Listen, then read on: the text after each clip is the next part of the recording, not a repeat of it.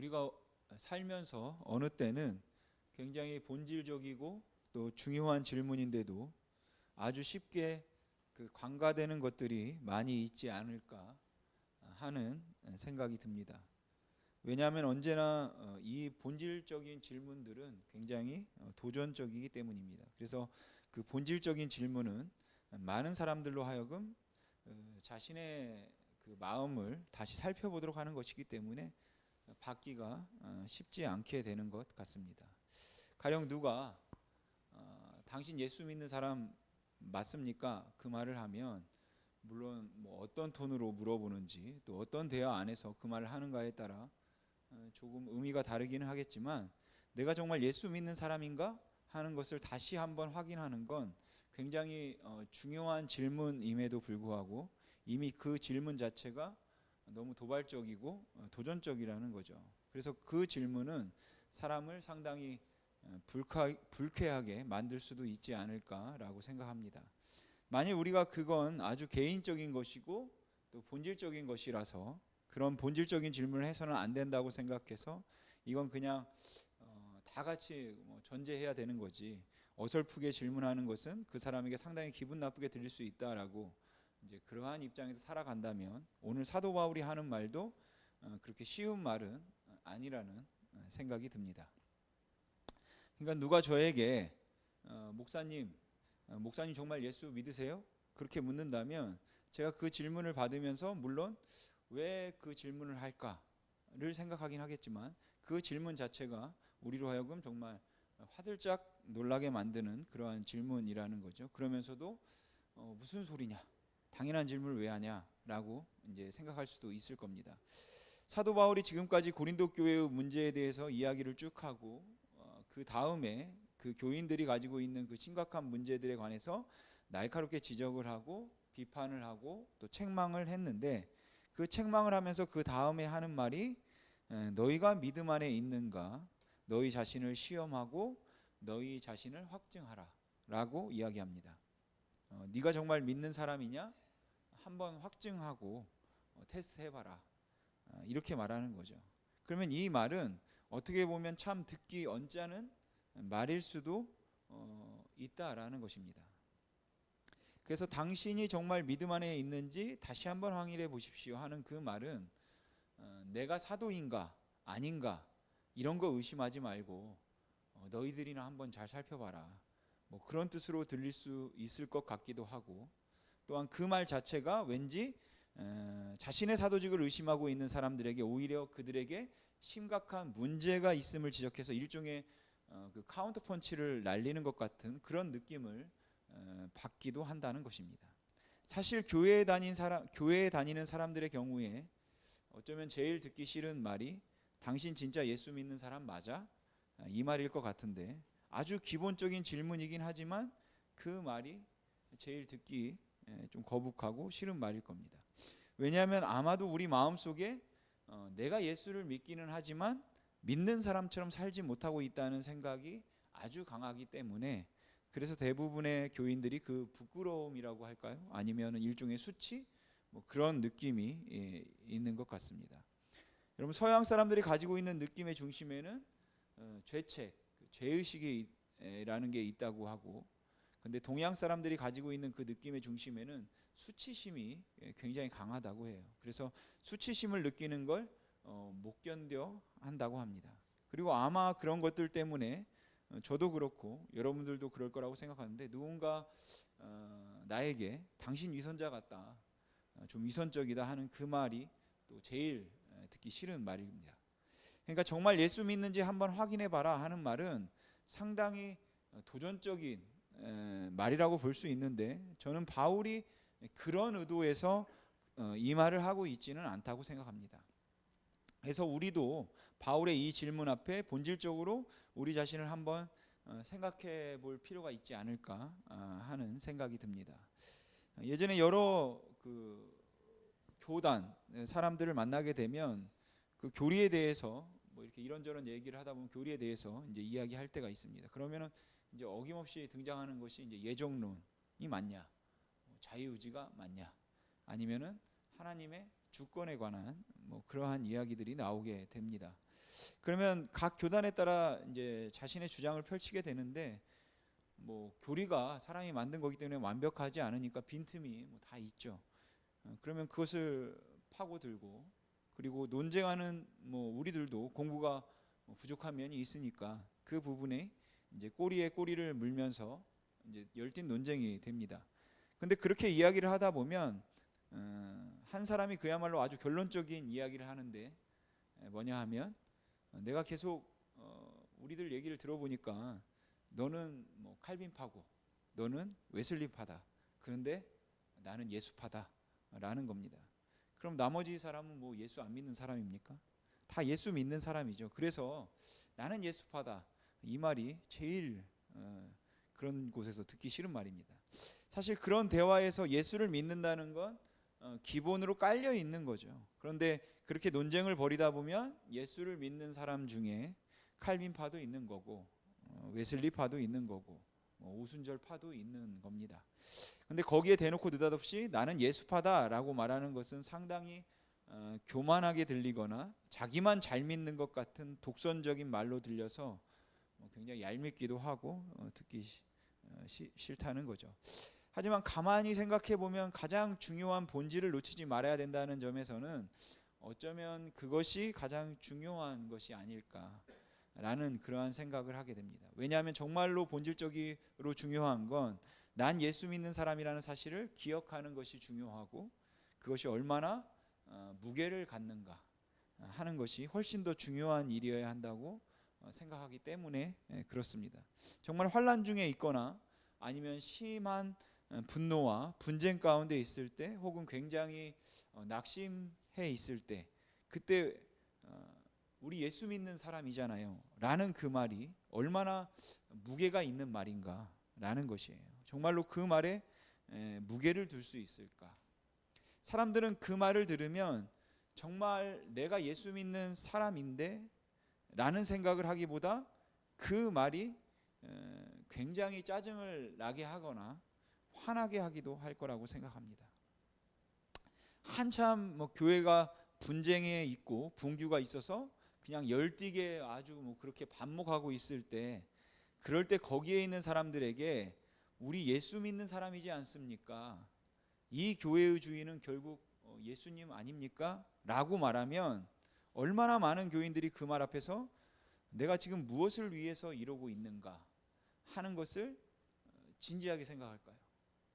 아마 많은 경우에 그냥 그 말들 자체가 너무너무 듣기 싫은 말로 그렇게 치부되지 않을까라는 생각을 하게 됩니다. 정말 분쟁이 있을 때 우리 예수 믿는 사람이 이래서야 되겠습니까? 어떤 분들은 그런 상황이 너무 답답해서 이제 그러한 말을 하는데, 그 말 때문에 맞습니다, 우리 다시 한번 생각해 봅시다, 이렇게 회개하는 경우는 굉장히 드물더라는 거죠. 그렇게 잘 안 된다는 겁니다. 우리가 주어진 삶의 현장에서 고난을 당하거나 아니면 환난 가운데 있거나 어려움 가운데 있는 분들에게 찾아가서 권면을 하고 위로를 하면서, 물론 그 마음이 닫혀 있기 때문에 쉽지 않다는 것을 알지만, 가장 본질적인 질문을 한다면 당신 예수 믿는 사람이잖아요, 그렇게 이야기를 할 때 그 말에 자다 깬 것처럼 정말 깜짝 놀라서 내가 예수 믿는 사람이, 내가 지금 어디에 와 있는 건가 하고 다시 주님께 돌아오는 그 모습을 이제 우리는 기대하는데, 그렇게 잘 되지 않는다라는 것이에요. 그래서 안타깝고 답답할 때가 많이 있다라는 겁니다.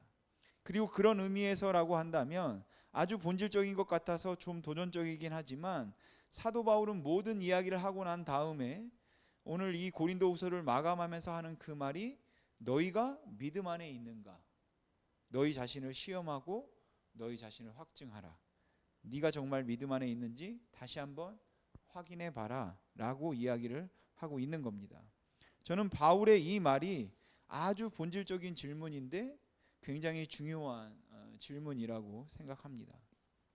오늘 여러분들은 당연히 믿음이 있기 때문에 이곳을 찾아오신 분들이고 예배하려고 피곤한 몸을 일으킨 분들인데, 그럼에도 불구하고 제가 여러분들에게 믿음 안에 있는지 다시 한번 확인해 보십시오 라고 이야기를 한다면 여러분들은 그 말을 어떻게 들으시겠습니까?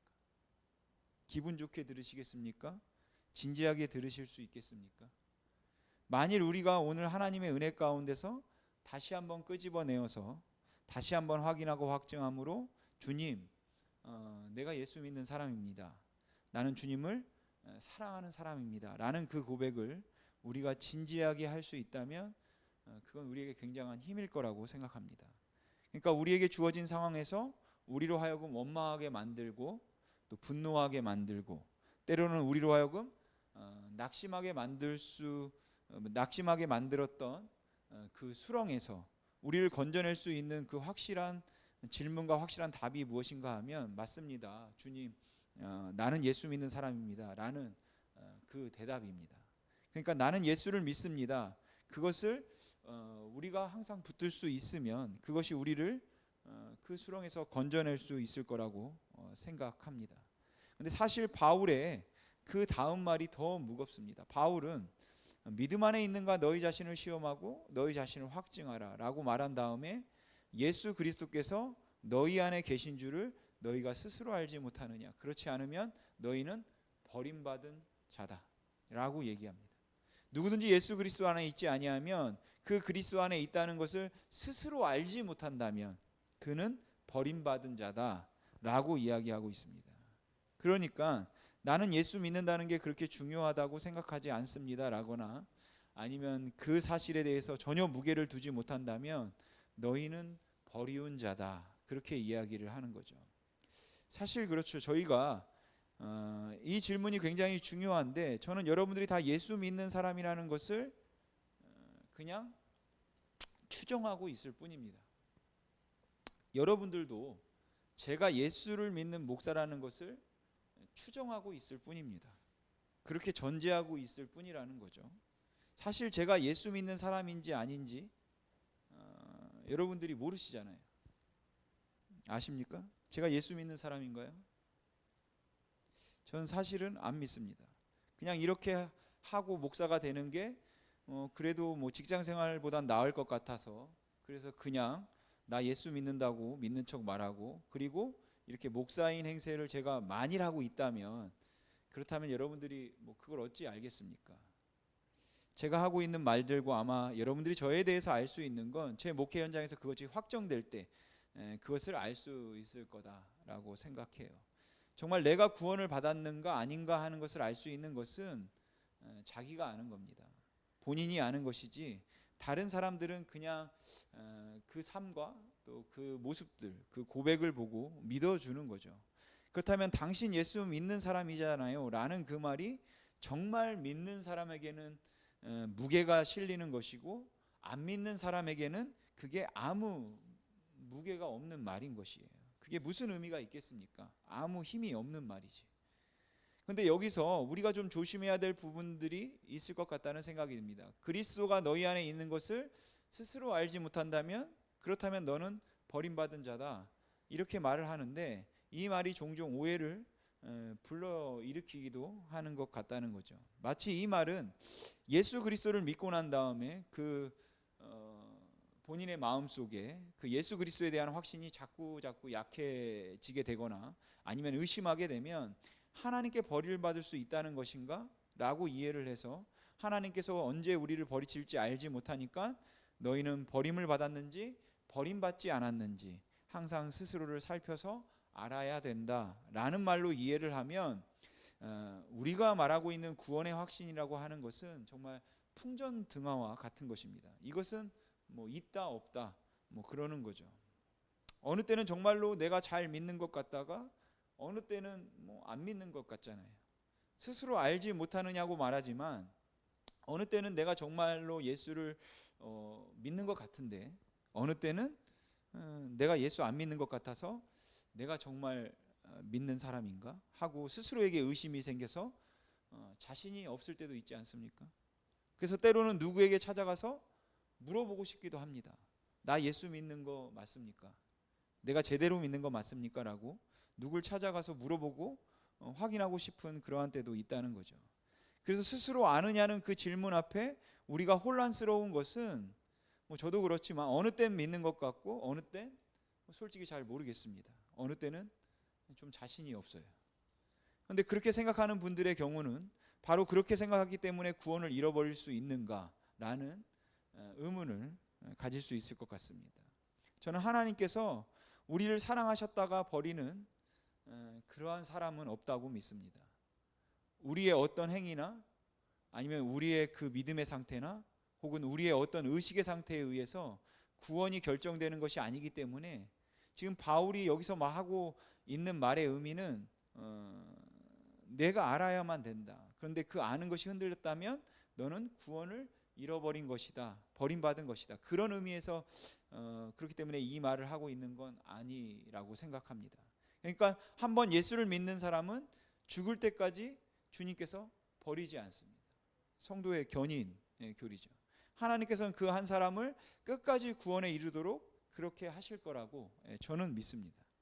그러니까 우리가 한번 하나님 앞에 구원을 받게 되는 것이 하나님의 은혜로 되는 것이고 믿음이 하나님께서 우리에게 주시는 선물이라면 우리가 그렇게 구원을 받고 난 다음에 우리의 행위나 또는 우리의 마음 상태에 의해서 구원을 잃어버리게 되는 건 아니라는 것이에요. 그러면 그렇게 한번 구원받은 사람들은 하나님이 놓치는 법이 없다. 왜냐하면 그 구원이 우리에게서 나온 것이 아니라 하나님께로부터 나온 것이기 때문에 그렇다라고 전제한다면 오늘 이 말씀을 우리가 어떻게 이해해야 할까요? 사실 현실적으로는 잘 믿다가 돌아선 사람들도 꽤 많이 있습니다. 그럼 그런 사람들을 우리가 어떻게 보아야 하겠습니까? 그전에는 정말로 뜨겁게 예수를 믿던 사람이고 정말로 헌신적으로 섬기던 사람인데 어느 날 갑자기 마음이 돌아서서 예수 없다 이렇게 말하는 사람이라면 우리가 어떻게 이해를 해야 되냐라는 것이죠. 그래서 어떤 사람이 정말로 구원을 받았는가 하는 부분에 대해서는 저희가 정말 알 길이 없겠다는 그런 생각이 듭니다. 예수를 잘 믿다가 돌아서서 안 믿는 사람들을 보면 저는 그 경우에 처음부터 예수를 믿지 않았거나 그러니까 그 진정한 변화가 일어나지 않았거나 그렇지 않다면 그 사람은 반드시 돌아온다. 지금은 마음이 굳어 있지만 그 사람은 반드시 돌아오고 하나님께서 그를 놓치는 법은 없을 거다. 이렇게 생각합니다. 이건 제가 가지고 있는 믿음입니다. 하지만 오늘 바울 사도가 이야기한 것처럼 만일 그렇게 주님을 떠난 사람이 있다면 주님을 잘 믿다가 주님을 떠나거나 아니면 주님의 이름이 욕되게 행동하고 있는 사람이 있다면 그렇다면 그 사람을 우리가 어떻게 권면해야 할까라는 거죠. 성도의 견인 교리를 믿고 있기 때문에 그를 찾아가서 그래 당신 그렇게 막 제멋대로 살고 예수 욕하고 살지만 하나님이 당신을 택했다면 당신은 언젠가는 돌아올 겁니다. 그렇게 말하면 될까요? 아니면 당신 그렇게 하는 거 정말 실망스럽다. 그럼 그 전에 한 게 다 가식이고 위선이었던 거냐 뭐냐 이렇게 말하면 될까요? 저는 오늘 사도 바울이 하는 말이나 아니면은 그 히브리서 6장에서 하는 말씀이 맞겠다 싶습니다. 히브리서 6장에서 히브리서 기자가 말하기를 너희가 성령의 교제를 맛보고 그리고 하늘의 은사를 체험하고 난 다음에 주를 버리면 너희를 다시는 새롭게 하여 회개케 할 수 없다라고 말씀합니다.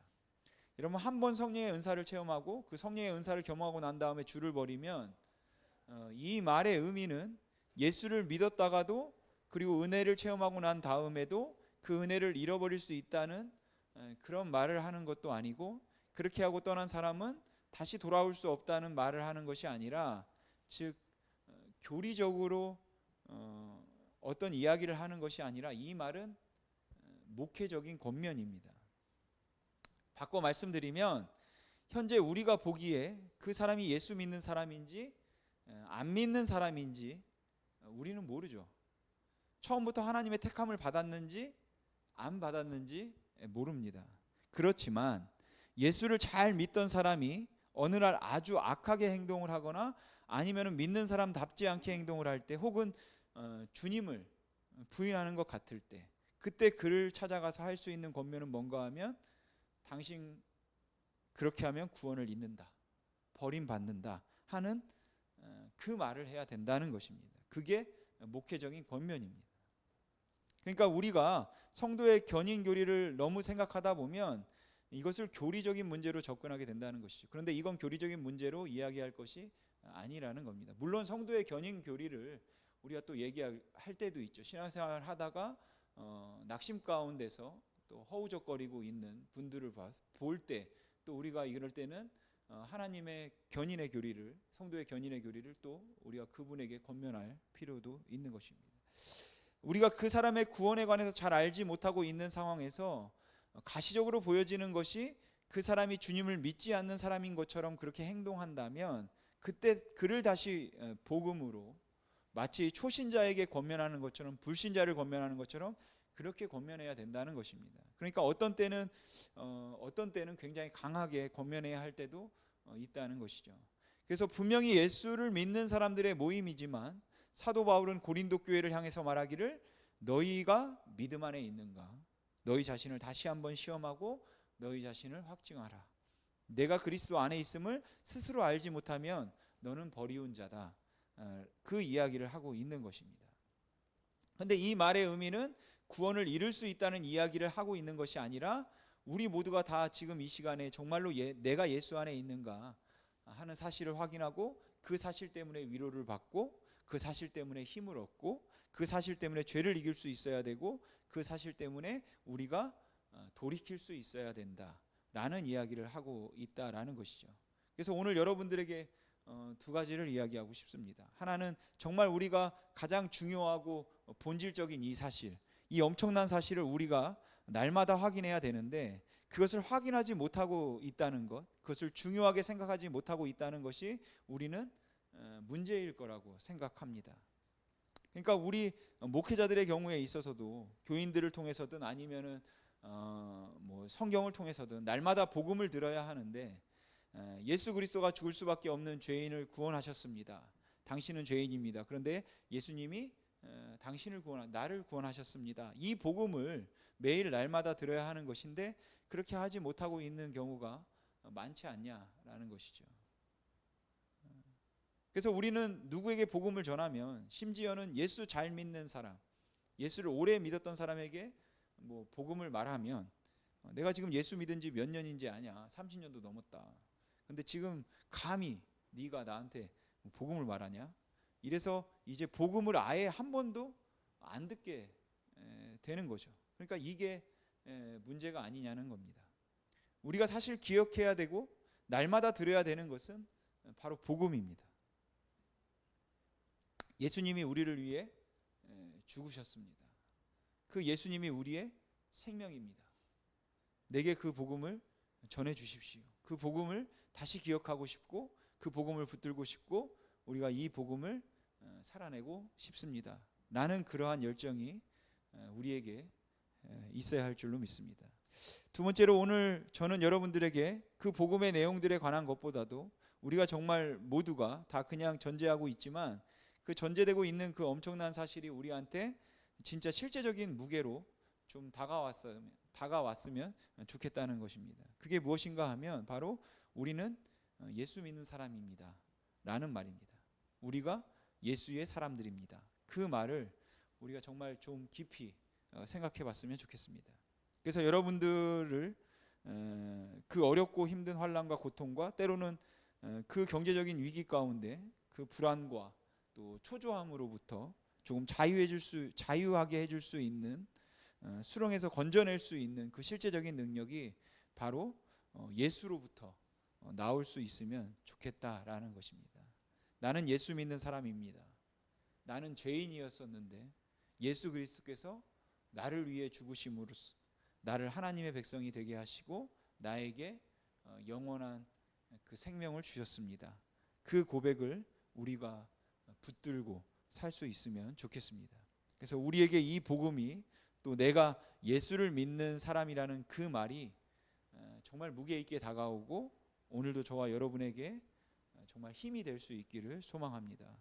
바울은 바로 그런 뜻에서 너희가 믿음 안에 있는가? 너희 자신을 시험하고 너희 자신을 확증하라 라고 이야기하는 것입니다. 그래서 특별히 7절 말씀이 우리들에게는 의미가 있다고 생각하는데, 바울이 말하고자 하는 그 바울의 심정을 좀 느낄 수 있습니다. 우리 같이 7절 말씀 읽어보겠습니다. 시작. 우리가 하나님께서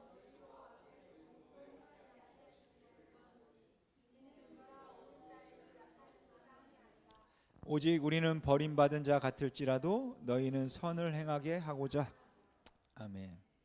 여러분, 바울의 이 말은, 지금 내가 이 말을 하고 있는 이유는 내가 옳다. 너희들은 예수 안 믿는 사람이고 나는 예수 믿는 사람이다.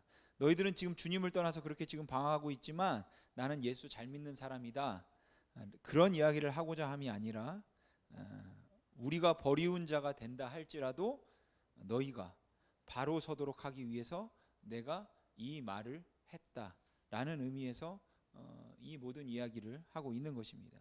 결국 저와 여러분이 오늘 이 아침에도 붙들어야 되는 고백은 하나입니다. 우리는 예수 안에 있다. 그리고 우리는 예수의 사람들이다. 이 확실한 고백이 우리를 바로 세워줄 수 있음을 잊지 마시고, 항상 복음을 듣고 복음을 말하며 복음을 살아내고 또 그 복음을 붙들며 살아가시기를 주님의 이름으로 소망합니다. 기도하겠습니다.